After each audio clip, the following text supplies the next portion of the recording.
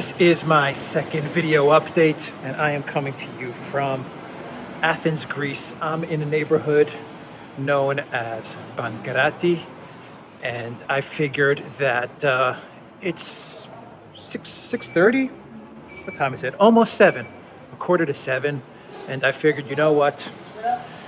I was just having a coffee at this cafe in Bangarati, getting some videos up, and I thought, let's take a walk and go to the Zapio. We'll pass by the Olympic Stadium, the 1896 Olympic Stadium, and we'll make our way to the Zapio area, the Zapio Park. And on our way, we will talk about all kinds of news topics and all kinds of clown world topics. It's going to take us about 20 minutes to get there, but we've got so many good stories to talk about that I promise it is going to be an entertaining video, because I have got three clown world stories to discuss. One of the clown world stories has to deal with showers in Germany. Another clown world story has to deal with Mr. Hogg, and another clown world story has to deal with a goat in Ukraine. So let's, before we get to the clown world, let's talk about some serious news.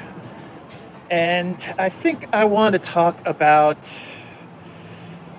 this, where to start off? Let's discuss this story coming out of the Russian Ministry of Defense, because whenever the Russian Ministry of Defense reports things related to the special military operation, I've been saying this from the very beginning of the conflict, that the Russian Ministry of Defense, when they report stuff, it's pretty spot on. It's the exact opposite of stuff that comes out of the Ukraine Ministry of Defense.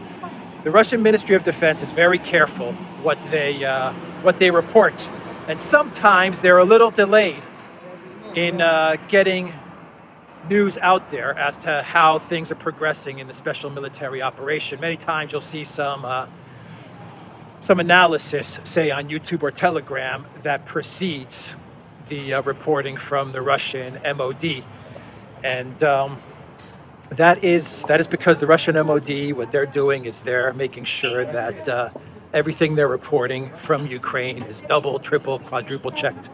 So when they report on something, you can pretty much take it to the bank. The Ukraine Ministry of Defense kind of has kind of like a throw spaghetti against the wall approach, where they just kind of just announce all kinds of stories and just throw them against the wall, and whatever sticks, whatever goes viral. Some of those stories are real, some of those stories are fake, some of those are 50%, but the Ukraine Ministry of Defense just is kind of all over the place. But they put out a lot of content and a lot of stories which are not really too dependable or too accurate, but whatever sticks for them. So enough rambling on. The story coming out of the Russian MOD is that Russian aircraft have struck a zinc factory in Donbass, killing dozens of Polish fighters. This is according to the Russian MOD from a statement they made on Saturday. Up to 80 Polish mercenaries were killed, and 20 armored vehicles and 8 Grad multiple rocket launchers were destroyed in the town of Konstantinovka, according to the Defense Ministry spokesman, Lieutenant General Igor Konashenkov. So this is what he announced during his daily briefing. 80 Polish mercenaries taken out. What is Poland doing? What is Poland doing? I did a video about 2 weeks ago where I had maybe like a week and a half ago, where I had the numbers of all foreign fighters according to an announcement made by the Russian Ministry of Defense. And they had a list of all the foreign mercenaries, foreign fighters that were in Ukraine. And Poland topped that list. So Poland has the most fighters, most mercenary in Ukraine. They're going to have the most casualties. And this one's a big one. This one's a big one. Poland needs to get out of this. They need to extract themselves from this conflict, and they need to just get out. They need to get out. I don't have much else to say, but all these Polish fighters and Polish mercenaries, what are they dying for? What are they doing? It's just doesn't make any sense to me at all. Why Poland is risking so much for a conflict that is lost, for a conflict which Russia has essentially wrapped up. Doesn't make any sense to me whatsoever, but I know there's a lot of reasons as to why the Polish government is pursuing this reckless policy. And I know a lot of people are going to say, well, these are mercenaries and, you know, they're there on their own accord, but, you know, they've got the government's backing. There's no doubt about it. The mercenaries that are fighting in this war, they have their government's silent backing. So that is the news coming out of the Russian MOD. I think it's pretty accurate. I think it's true. So this is a big blow to Ukraine, but more importantly, it's a big blow to Poland, and it's a signal that the Polish government needs to get out. They need to get out. The Polish government needs to make a statement and say no more mercenaries should go to Ukraine. That's what the Polish government needs to do. Polish citizens should not be dying in this conflict. They should not be involved in this conflict. So anyway, that's just my 2 cents there. As you heard from the Russian MOD, a lot of military equipment and artillery was also taken out, and this is kind of falling in line with much of the trends that are taking place with regards to all of these EU, NATO, US weapons that have been funneling into Ukraine. They're either getting taken out and demolished by the Russian military, or the Russian military is taking possession of all of this artillery and equipment, or this equipment is getting sold on the black market, as we saw with some French, I believe, howitzers, if I'm not mistaken, that were actually sold on the black market, and now they're somewhere in Siberia being reverse engineered. And there are a lot of French government officials who are blaming Macron for this embarrassment. And yeah, it's embarrassing when you make an announcement that you're going to send all of this equipment, game-changing equipment, to Ukraine, and then literally within a day, that equipment is somewhere in Siberia being reverse engineered. Macron ended up looking like a complete fool. What an embarrassment to Macron, to NATO, to the EU. A complete embarrassment with that equipment that is now in the hands of Russia. So, as Russia demilitarizes Europe and the collective West, they're also taking possession of a lot of weapons, and they're replenishing their stockpiles of javelins and stingers and howitzers. And they're also learning a lot about the technology used by the collective West, MIC. So that is enough with that story. Let's talk a little bit about what's going on in Kaliningrad. Let's do a very quick update with the news out of Kaliningrad. And it looks like the European Union is going to throw Lithuania under the bus with regards to this Kaliningrad debacle. Because this story out of Politico is signaling that EU officials, after the warnings from Russia, have decided that there's nothing good that would come out of escalation with Russia in regards to this ill-thought-out blockade of Kaliningrad, and it looks like they're ready to throw Lithuania under the bus. According to Politico, the European Commission worked overnight on plans to defuse the growing Kaliningrad crisis amid fears it could escalate quickly, according to several EU officials and EU diplomats. Senior EU diplomats on Wednesday warned the situation was serious and could rapidly get worse. Officials and diplomats told Politico's Brussels playbook. The crisis is an unintended consequence of the EU's fourth sanctions package. We also have another statement that came in today, which is signaling that that as the EU prepares to blame everything on Lithuania, Lithuanian officials are saying that Moscow has won in this row between Russia and the EU. The European Commission may allow Russian sanctioned transit to Kaliningrad through the EU territory. Lithuanian MEP Piotras Austrayavicius, wow, that's a tough name, Austrayavicius wrote about this in his social network. According to him, it's very hot in Brussels right now about transit to Kaliningrad, and it looks like Russia is winning so far. So the EU is going to blame this on Lithuania. They are going to say that Lithuania was just following the directives of the fourth and fifth sanctions package, and while Lithuania was just trying to do as the EU directive stated, they really should not have closed off the transit to Kaliningrad. That is how they're going to spin it. But there is no doubt that the EU is trying to find some sort of off-ramp with regards to this Kaliningrad debacle. So, with that said, do I have any more news stories before I get into my clown world? Yes, I do have a news story, and this one could be a clown world because it involves Boris Johnson, but I'm going to file this under a serious news story. So Boris Johnson is on his way out. He is in big trouble. There were some regional elections in UK just the other day, and it did not turn out well for Boris Johnson and the Conservatives.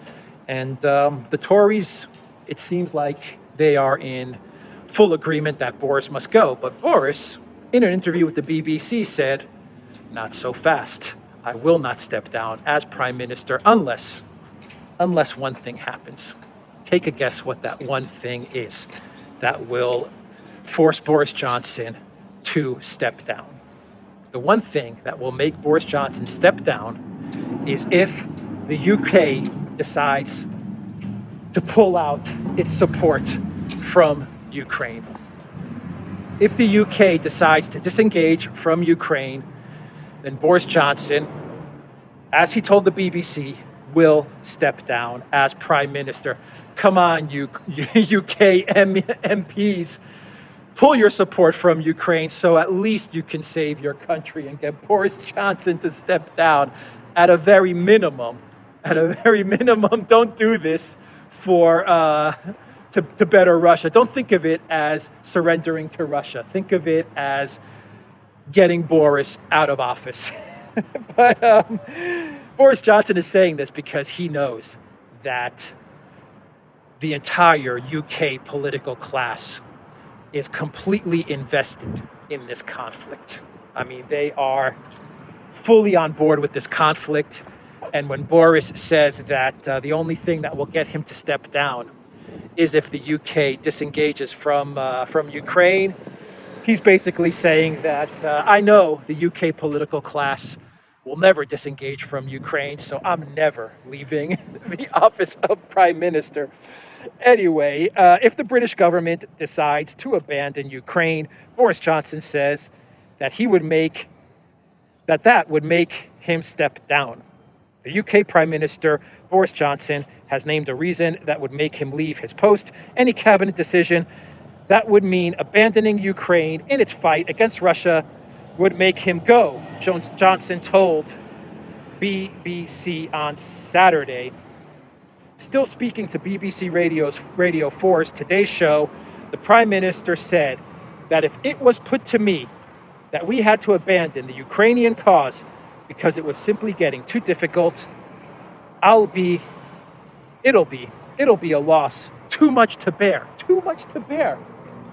inflation, rising energy costs, his very own citizens suffering from the boomerang effect of these sanctions, businesses closing down, food shortages. That's not too much to bear for Boris Johnson.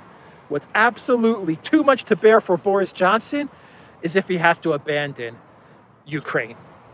That's what's too much to bear for Boris Johnson. Everything else that's going on in the UK, all of the troubles, the economic troubles that are going on in the UK that are affecting his very own countrymen, his very own citizens, that's fine. But when it comes to Ukraine, well, that's just too much. That's Boris Johnson's red line. Boris Johnson's red line is Ukraine, not the UK. His red line is Ukraine. According to the UK Prime Minister, I would accept that I have lost a very important argument and I would go, Johnson said, adding, however, that he doesn't see this coming to pass. And there is the main point of his "if we leave Ukraine, I will leave" argument. Boris Johnson knows that the political class in the UK will also not abandon the Ukraine war escalation. And so he's trying to say that he is going to remain as prime minister for the long haul. I still think they're going to get rid of him. So we made it to the Olympic Stadium, which I've shown on my channel many, many times. And we're going to walk across the street to the Zapio. So let's keep walking. Let's keep going here. And as we walk, we'll get to my 3 clown world stories. So that is coming from Boris Johnson. He is the king clown. I think at this point, he's the king clown world guy. But Boris Johnson, your statement that you're not going to step down as prime minister unless the UK pulls out of Ukraine, I am not going to follow that as a clown world story. I'm going to spare you this time around. But I'm sure Boris Johnson is going to make a clown world story very, very soon. Speaking of clown world, we have to discuss 3 clown world stories. The first one is coming out of Germany, and their vice chancellor slash technology minister slash environmental minister slash Green Party ideologue slash Great Reset high priest, Mr. Robert Habeck, and the German vice chancellor. This guy has so many titles, it's ridiculous. But the German vice chancellor has said that he is showering less and less, and if Germans want to fight the Russian war, the Russian economic war and the Russian energy war, then they have got to shower less and less. The German Vice Chancellor and Economy Minister Robert Habeck says he has to once again drastically reduce the time he spends in the shower in an effort to cope with what he describes as an acute energy crisis. Not heating apartments in winter would also greatly help Germans to overcome the difficulties allegedly caused by Russia, the minister told Der Spiegel magazine in an interview published on Friday. It's getting a little windy. 1 second for the wind to die down a bit. All right. So Habeck said that he was sticking to his own ministry's recommendations. I once again drastically reduced my shower time, he said. The minister apparently takes pride in his ability to have a quick shower, as he told Der Spiegel that he just had to laugh when his Dutch colleague told him about a planned campaign to encourage people to reduce the average shower time from 10 to 5 minutes. I've never showered for 5 minutes in my life, Habeck said, claiming he completes the task faster. So the Vice Chancellor of Germany takes, what, 2-minute showers, 3-minute showers? The minister also said he barely heats his apartment in winter since he gets up at 6 and leaves by 7 before returning late. Still, Habeck admits he was a bad example because he enjoys a ministerial salary that others only dream of. That is a direct quote. He has a salary that others only dream of. Let me cross the street here before I read some more from Mr. Habeck. Habeck said he is aware of people. I'm trying to read and cross the street. I shouldn't be doing that. That is very dangerous. It would suck if I got hit by a car. That would not be good. He said he is aware of people who did not heat all the rooms in their apartments last winter. Habeck warned that the worst is yet to come, since energy companies are gradually increasing prices for end consumers. More people would be affected, he said, adding that we are already in a situation in which Germany has never been, which he described as a gas crisis that Robert Habeck is 100% responsible for. He's the one that pushed this energy crisis onto Germany and onto the European Union. Habeck was in the front pushing for this energy crisis. And now he is telling Germans to not take 10-minute showers, not to take 5-minute showers, but to take less than 5-minute showers. Just get in there, just sit under the shower for a minute and then, get out. No time for shampoo or soap or anything like that. Conditioner? What conditioner? Don't use conditioner. Shampoo? There's no time for shampoo. You've got to stick it to Putin. Oh my God. By the way, according to Bloomberg, Europeans are buying more oil than ever from Russia. Europe has increased the amount of crude oil it is importing from Russia, according to Bloomberg. That's despite an EU embargo agreed less than a month ago. Oil refineries on the continent purchased 1.84 million barrels a day of Russian crude last week. The increases have been attributed to Litasco SA, the trading arm of Russia's Lukoil, transporting the barrels to its refineries in Italy, Romania, Bulgaria, and purchases by Turkey. The EU approved a partial ban on Russian oil last month, pledging to block 90% of oil imports by next year. The block-wide ban targets crude that arrives by sea, but leaves some exemptions for pipeline imports. According to Bloomberg, some companies and countries have already stepped back, leaving the market to others who are happy to continue to buy Russian crude that is being offered at huge discounts. So how is that energy war going for you, Mr. Habeck? How is that energy war going for you? We also know that the EU is importing record amounts of coal to the Union, to the bloc, from South Africa. South Africa is sending a record amount of coal to the European Union. But of course, everyone knows that the coal coming from South Africa is environmentally friendly coal. Otherwise, Habeck and Braubach, they would not be importing South African coal if it wasn't environmentally friendly, would they? So South Africa is winning big from EU sanctions on Russia. And of course, there are countries in the EU that are winning big by stocking up on and importing tons of Russian oil. Good on them. Good on them. So it's not looking too good for Habeck. He's losing the energy war. He's losing the economic war. Germany is in a terrible state, and he's taking 2-minute showers. It's not looking good for Habeck at all. And E.ON, the big energy company, is actually now urging the German government to frack. And the type of fracking that they want is called, it's unconventional fracking, and it's horizontal drilling. And it's been very difficult to do in Germany because of all the regulations and all of the laws that prevent horizontal drilling.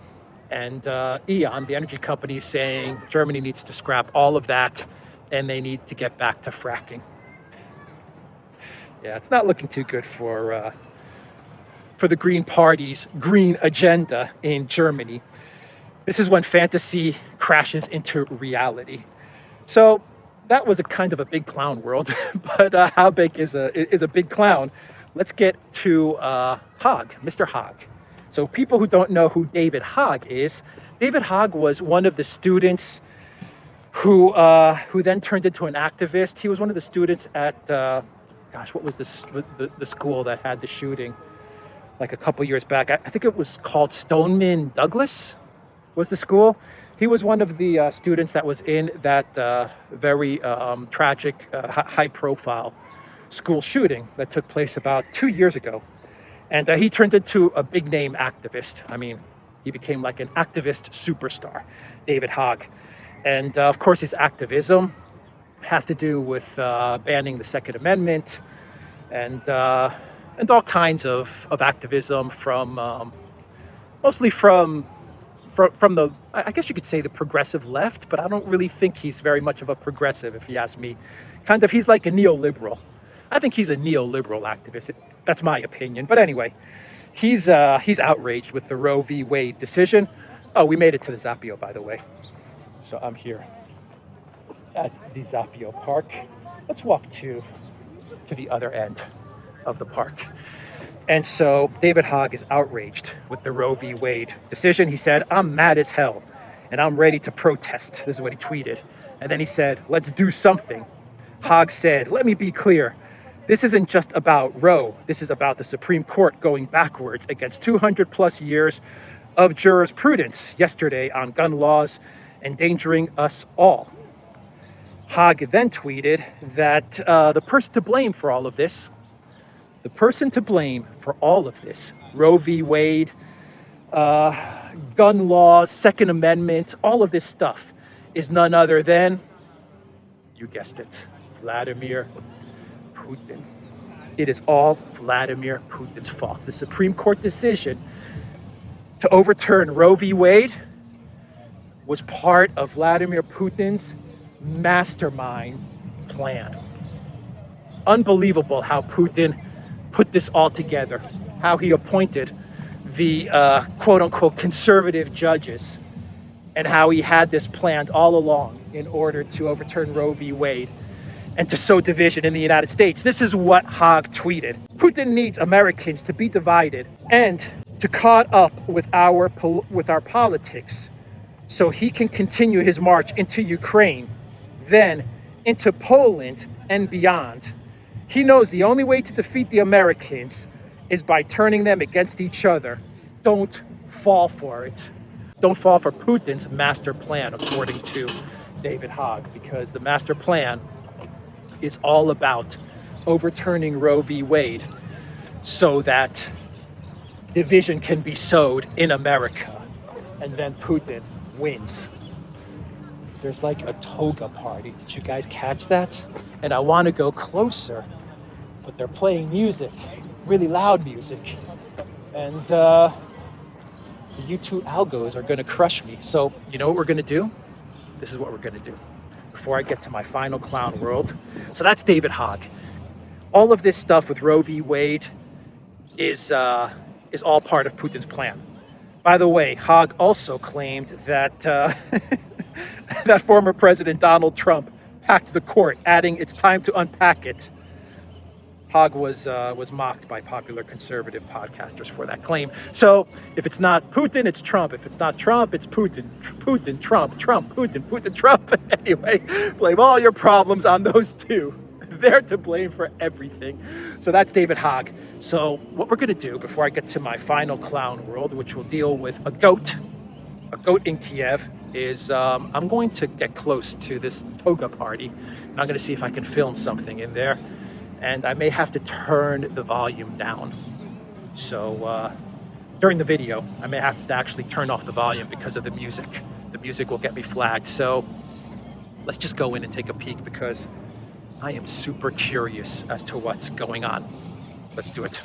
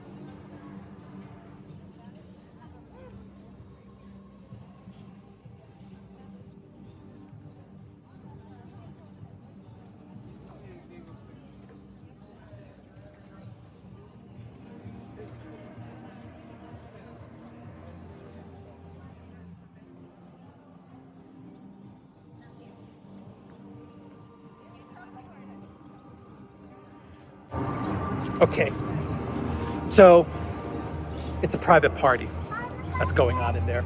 A private toga party is what it looks like.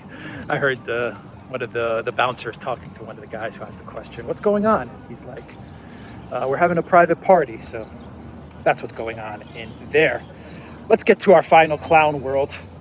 I was just really curious. I'm seeing all these people walking in togas, and I'm thinking, you know, Animal House, the movie, toga party. John Belushi, if anyone knows that movie, one of the great movies of all time. Anyway, let's get to the final clown world, which is, this is probably the best clown world ever. This story right now, and I saw this on the Telegraph, the UK's Sunday Telegraph, I believe is a publication. I mean, a real serious, supposedly. A real serious, like, UK mainstream media publication, you know, like the Telegraph. I mean, this thing's like, these guys are heavy hitters when it comes to news and analysis and world events.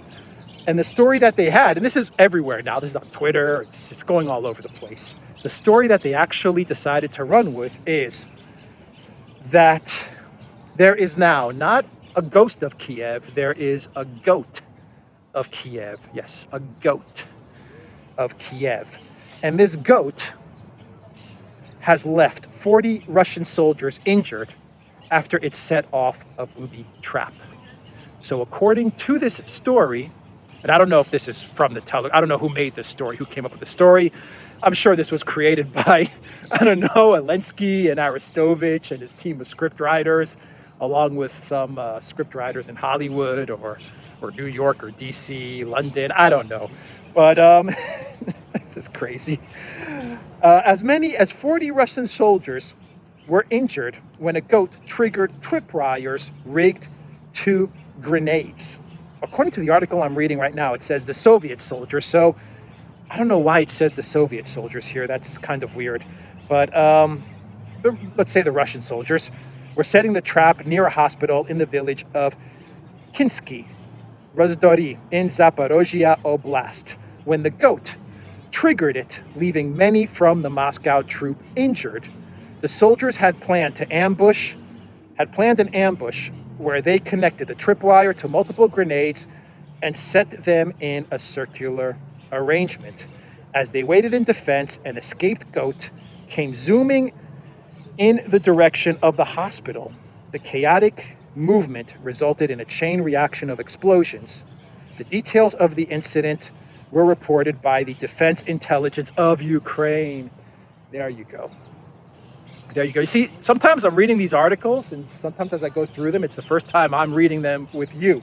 So this wasn't created. Well, this probably was created by Zelensky and his script writers and all of these guys, but they're attributing this story to the Defense Intelligence of Ukraine. So the Ukraine government. And kind of brings this whole video full circle back to what I was talking about with the 80 Polish mercenaries who were killed, according to an announcement by the Russian Ministry of Defense, and how things coming out of the Russian MOD are very accurate, while things that come out of the Ukraine government are just all over the place. Well, this is one of those all over the place stories, and that's being picked up everywhere.